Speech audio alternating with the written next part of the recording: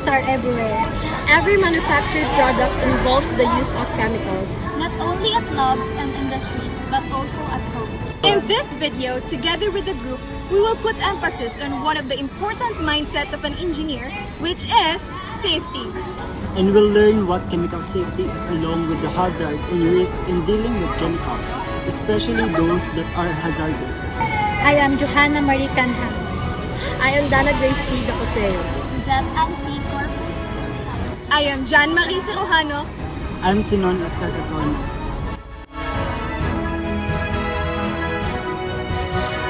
How about safety? Here's what some of the Yusepian says. Let's go and hear them. Hi, I'm Jan Marie S. Cirujano, and together with me is...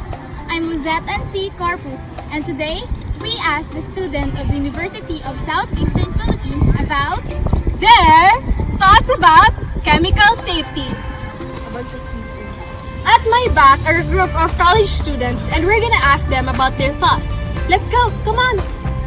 Hi, what's your name? I'm Christopher Jan Omordeno from the Bachelor of Science and Sanitary Engineering Section 1A. I am the leader of the class A. So the question is, what is your thought about the chemical safety? One word, safety. Boom. Boom! Yes, that's right! We have this young man over here. Hi, I would like to know your thoughts about chemical safety. Yeah, I think chemical safety is that important for everyone working on chemicals should know about it. Since working on and dealing on with these kind of stuffs can get really dangerous. So I think chemical safety is that much of an importance, especially when doing laboratory operations. Yes, I couldn't agree more. Hi, we would like to ask you about your thoughts on chemical safety. What do you know about it? Basically, it's essential, very important, especially when performing such activities in the laboratory. It's evident na lahat ng mga Yusepianos ating na-interview this afternoon is familiar with the word safety, specifically chemical safety. And for sure, they know how important it is, especially in handling chemicals. Not only in the laboratories, but of course, to be applied on their daily lives. Kaya naman, to further our understanding and to broaden our knowledge regarding this topic, let's begin the video. What is chemical safety? According to the World Health Organization or WHO, there are several scientific and technological aspects to chemical safety. It covers all chemicals, both natural and synthetic, as well as the whole spectrum of exposure circumstances, including chemical extraction or synthesis, industrial production, transit, use, and disposal. And to achieve chemical safety, it entails carrying out all chemical-related tasks in a way that protects both the environment and human health. That's it, Dana. And of course, recognizing the risk of the chemical is the first rule of chemical safety. Chemicals, machinery, and handling techniques. Do you know the difference between risk and hazard? Let my good friend John help you. That's easy! Imagine that you are busy cooking your Noche Buena for Christmas Eve or for the New Year. And you're frying your mom's famous fried chicken recipe. What is the risk and the hazard in this scenario? Let me help you. Well, the types of hazards present can be categorized by the item, the substance, source of energy, and condition. But in this case, let's focus on the bubbling hot oil. What would be the potential harm in this scenario? 1. You could burn yourself and so is the rest of the possible accident that may result to harm. Which is why awareness and knowledge of hazardous chemicals is important for several reasons. Firstly, it helps to ensure the safety of individuals who may come into contact with these chemicals, whether through work or other activities. It allows individuals to identify the potential risks associated with a particular chemical and take appropriate precautions to protect themselves. Secondly, awareness and knowledge of hazardous chemicals can help to prevent accidents and incidents, as individuals are better able to handle and store the chemicals safely. And finally, understanding the properties and hazards of chemicals is crucial for effectively managing and disposing them in order to protect the environment and prevent long-term damage. Because you don't want to be in a situation just like what happened to these incidents that I'm about to tell you. In 2016, a chemical explosion occurred at a chemical plant in West Virginia, resulting in the release of a toxic gas that affected over 300,000 people. The incident could have been avoided if the chemical plant had properly maintained and tested its equipment, as the explosion was caused by a malfunctioning piece of equipment. In 2017, a truck carrying hazardous chemicals crashed on a highway in Illinois, causing a spill and forcing the evacuation of nearby residents. This incident could have been avoided if the truck had been properly maintained and if the driver had been more careful while driving.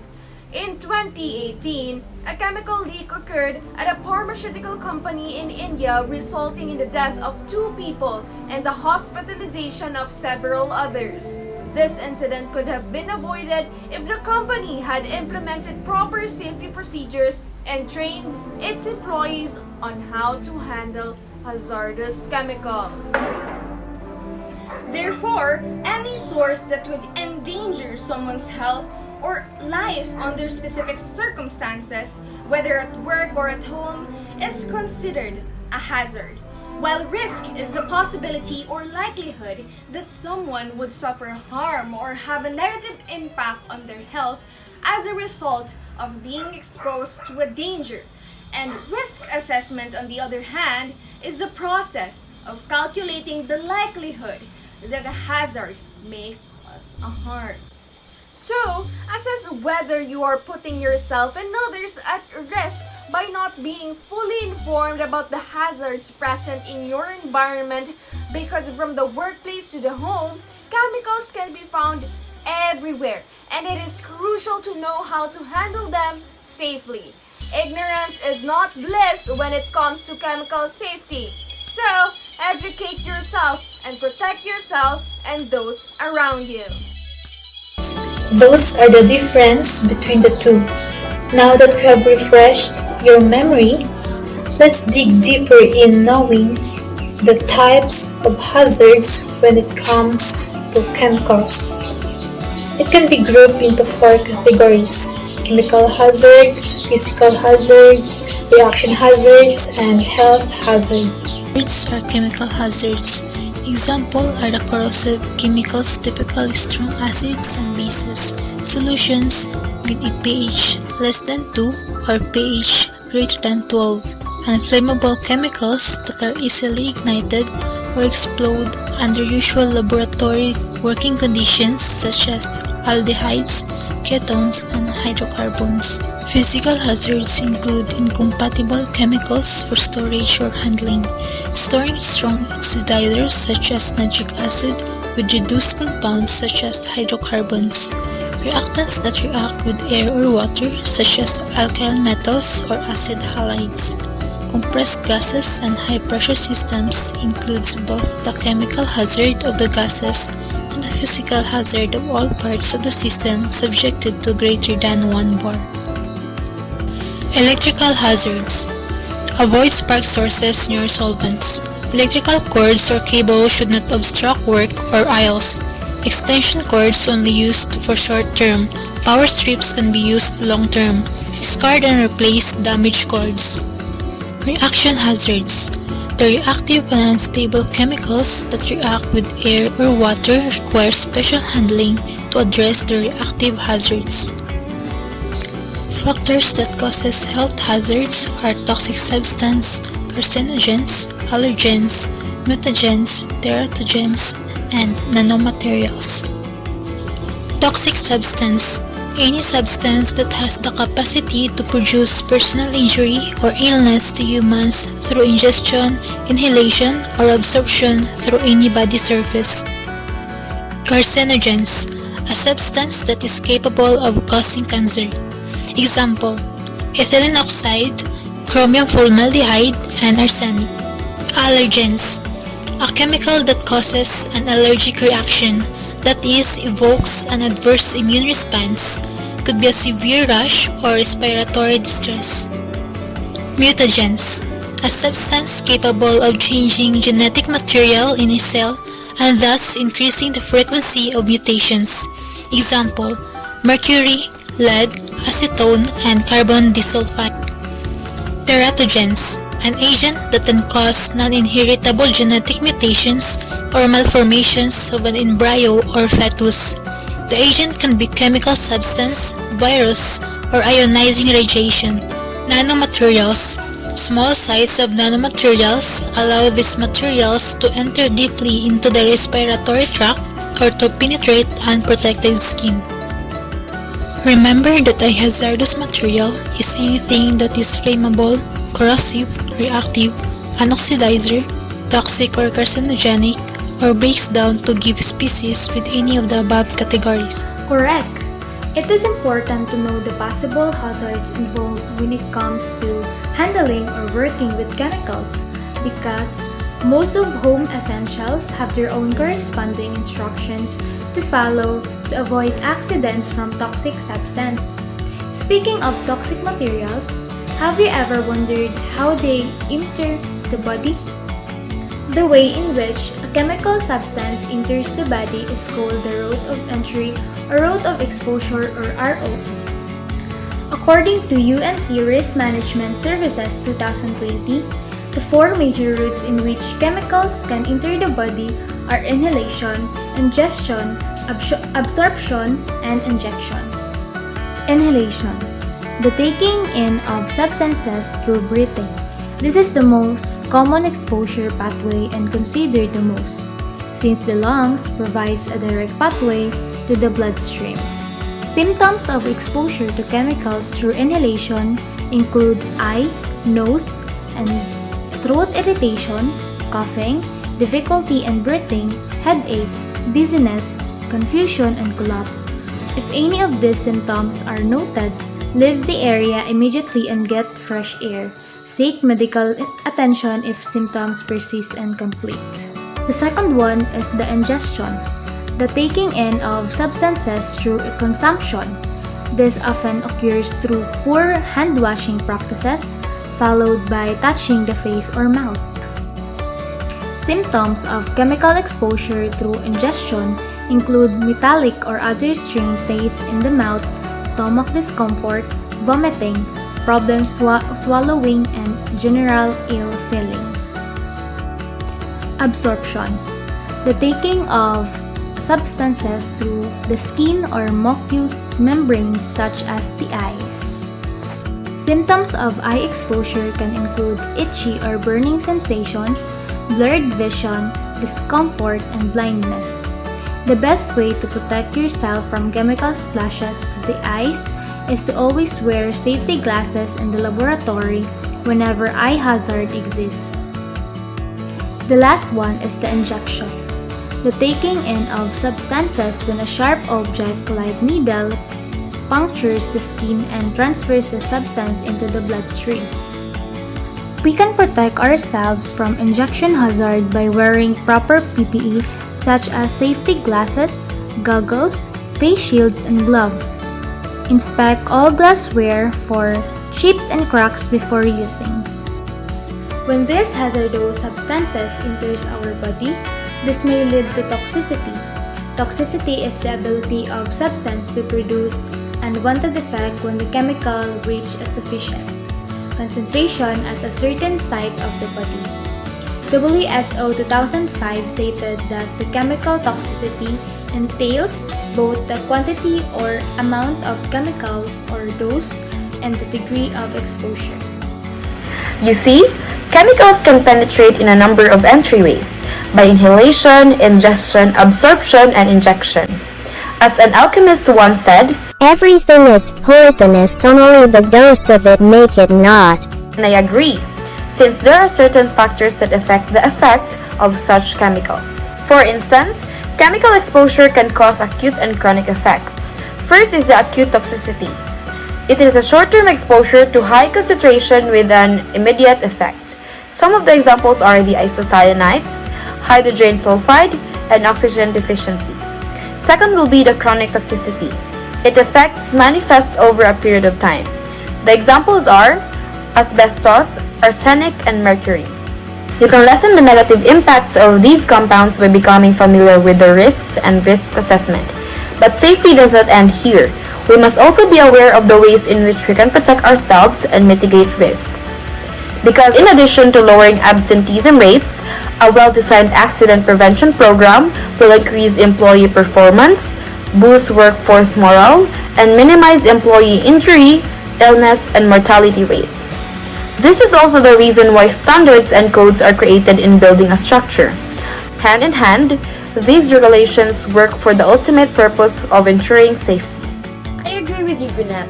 Ever since we are young, parents nag about being careful, being cautious, and paying attention to their children. And they are not wrong for doing so. In fact, their advice applies to everything, especially in the workplace. Which is why we make sure to be familiar on the 5 key questions. First, what specific chemical or physical reactivity hazards are associated with the way I'm using these chemicals? Second, what type of ventilation do I need? Third, what personal protective equipment do I need? Fourth, what emergency response protocols will be needed if something goes wrong? And lastly, fifth, what will I do with the waste? Although most chemicals itself is harmful by nature, we can still ensure its safe use by controlling exposure. You might ask, how can we do this? Well, don't worry, because the American Chemical Society has provided us with a hierarchy of controls from the most and least effective interventions and solutions in determining how to implement feasible and effective controls. Labels on over-the-counter medicine also have their system of labeling, from the instruction, prescriptions, and the lot. So, if you ever wonder what those labels means, you should watch out and take time to read them, especially when it comes to hazardous chemicals, because again and again, these chemicals don't know what laboratory they are in.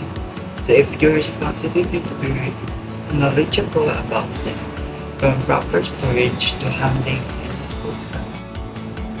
To guide us, keep in mind, engaging chemicals somewhere or in a laboratory experiment. Always check for the labels to avoid any worst scenario. So, there are 5 labels to remember. First, signal word. This shows the degree of risk that substance poses. Another word that could be used to denote a less serious risk is warning. Second is spectrogram. Visually identifies the risk connected to the substance. Third is manufacturer information. Name, address, and phone number. Fourth is precautionary statement or first aid. Each statement provides information on precautions to take the basic first aid techniques and is linked to hazard statement. Last is hazard statements, word that highlights the risk and severity of the substance. Each of them has been given an H code which can be consulted. A lot of compounds are not compatible with one another. Some may strongly react to one another and create poisonous films. When handling, storing, and disposing of combination chemicals, certain precautions should be used. Chemicals must be stored correctly based on their characteristics, not by alphabetical order. It is also advised to use secondary containers. When at home, keep chemicals out of children's reach. When conducting experimentation, don't forget to wear your personal protective equipment or for short PPE. You have reached the end of this video. I hope the resources and information that we have provided have given you much understanding about chemical safety, since safety is extremely important when dealing with hazardous chemicals, because these substances can cause serious harm to people and the environment if they are not handled properly. In life in general, safety is also important because accidents and injuries can have serious consequences and can disrupt both personal and professional life. Taking precautions and following safety guidelines can help prevent accidents and ensure that people are able to live and work in a safe and healthy environment. This is Jan Marie Cirojano, and thank you so much for tuning in for the rest of the video of the group, and see you next time. Stay safe. Bye! When in doubt, ask. Prevention is better than cure.